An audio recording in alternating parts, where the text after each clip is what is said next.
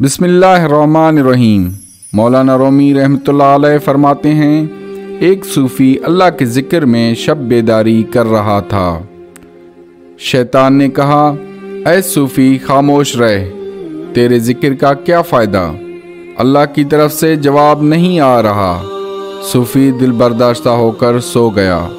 ख्वाब में हज़रत खिज़र अलैहिस्सलाम से मुलाकात हुई।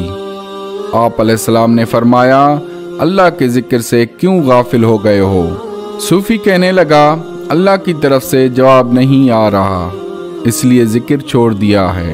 हज़रत खिज़र अलैहिस्सलाम ने फरमाया, अल्लाह कहता है, ऐ बंदे, तेरा अल्लाह कहना ही मेरा जवाब है। जब तक तेरा पहली बार अल्लाह कहना कबूल नहीं होता, उस वक्त तक मैं दूसरी बार कहने की तौफीक नहीं देता।